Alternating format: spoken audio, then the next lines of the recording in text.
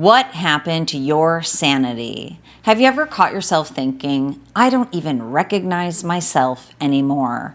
Not because of what he did, but because of who you've become since you found out. Maybe you replay conversations in your head for hours. Perhaps you check his location, his phone, his email.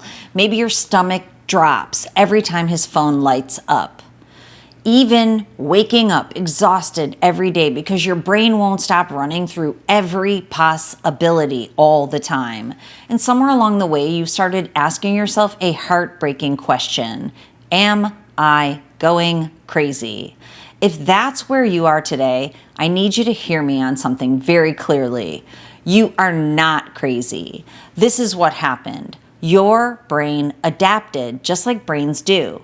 And understanding that distinction could change everything for you. This episode is brought to you by my HarperCollins published book, Mind Over Explicit Matter.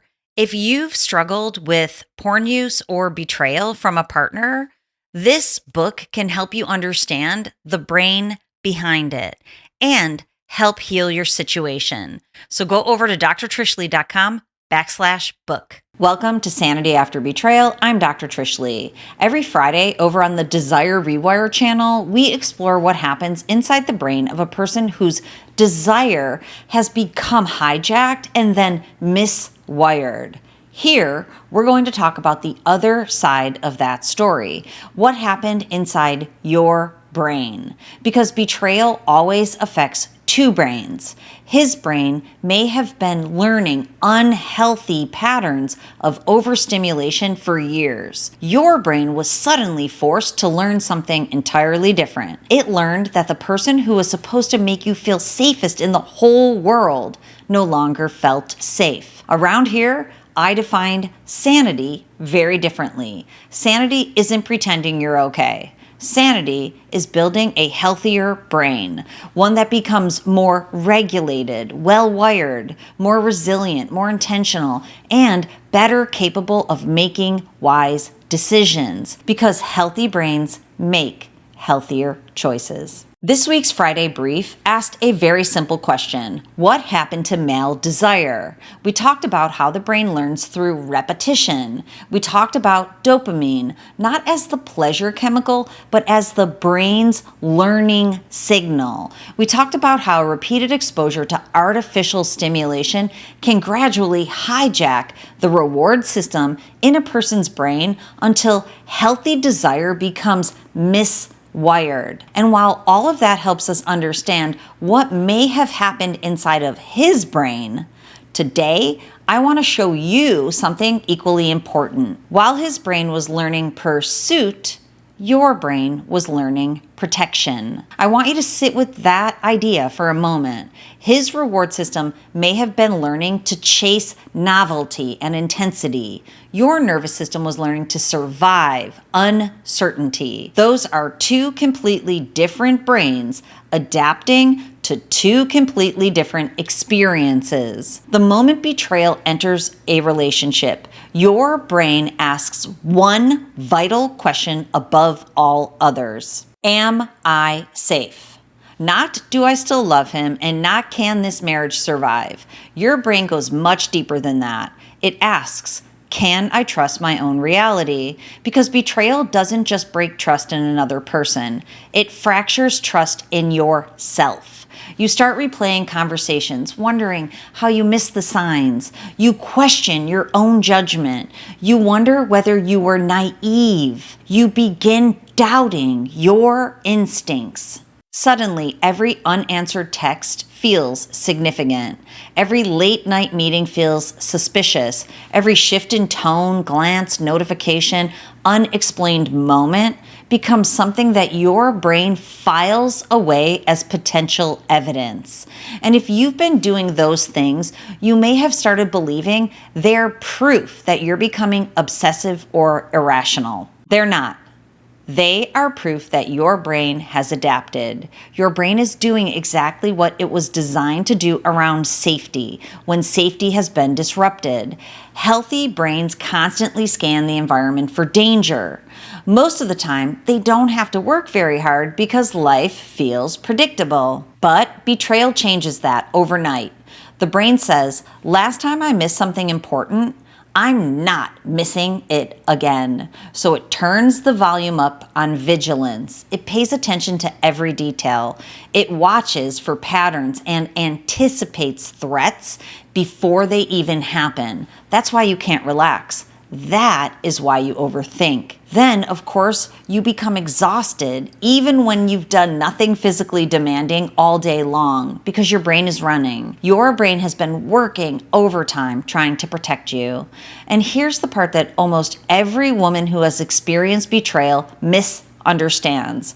She thinks she's becoming crazy. I know you're not becoming crazy at all. It's because you're becoming protective. Crazy and protective are not the same thing. Protective brains scan, they verify, they struggle to rest and relax. Protective brains don't easily believe reassuring words because they've already learned that the words can be disconnected from reality. That's adaptation at a neurological level at its finest, not insanity. Now, does that mean we want you to stay there forever? Of course not. Living in survival mode is completely exhausting. Hypervigilance steals your peace. It robs you of your joy. It keeps your nervous system activated long after the danger has passed, or long after the danger should have passed. But here's what I want to offer you right now, something I hope that will feel incredibly empowering to you. Your goal is not to convince yourself that everything is okay and not to force yourself to trust again, not even to stop paying attention. Your goal is to become healthy enough to accurately discern whether your environment has actually become safe. That's a very different goal. Discernment is one of the greatest gifts of a well-wired, regulated brain. So instead of asking yourself, how do I stop checking? I want you to begin asking different questions. Is he becoming more honest? Is he more transparent? Is he taking responsibility without defensiveness? Is he doing the work when no one is watching?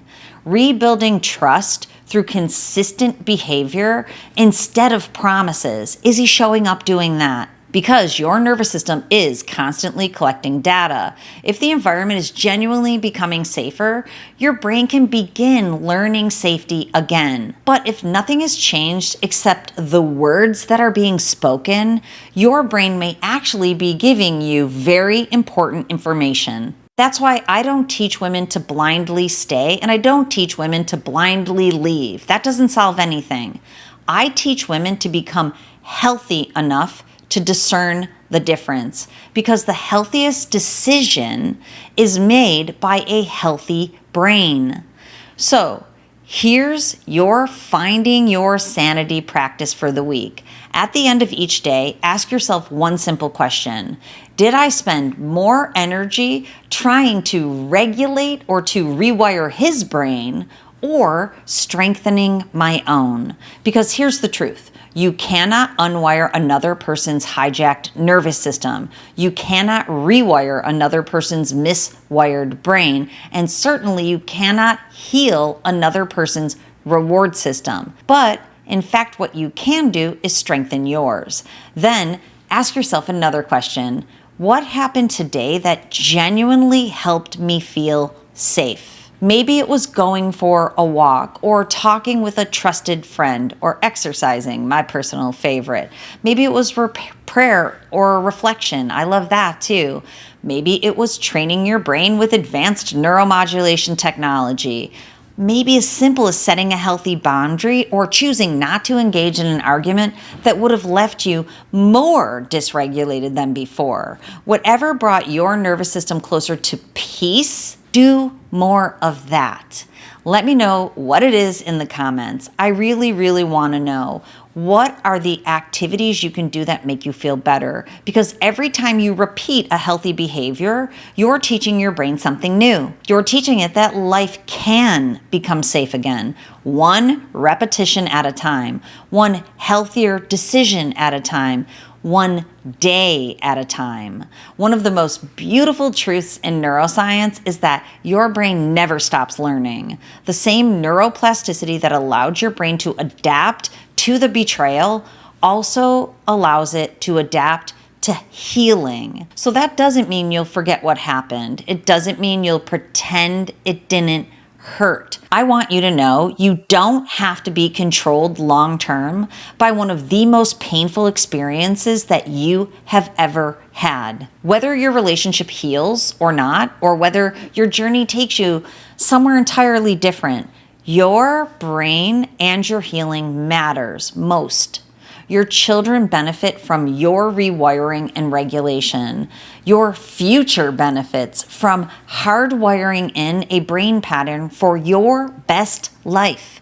Every healthy relationship you ever build will begin with healthy wiring and regulation. That's why this work matters so much. Next Friday, we'll continue exploring what happens inside the brain when healthy desire becomes hijacked. Understanding his brain does not excuse betrayal, but understanding both of your brains allows you to be able to make wiser decisions from a position of strength instead of from fear. Has betrayal affected your brain? I'm sure it has. Around here, I define sanity as healthy brain wiring. And if you're wondering whether chronic stress, betrayal, or emotional overload has changed your brain, I can show you that in a measurable brain map assessment. I can show you exactly where you are today, and then of course give you the roadmap toward rewiring your brain and becoming more regulated, resilient, and ultimately hardwired for the life that you want and you deserve. So if there's one thing I hope you remember from today is this: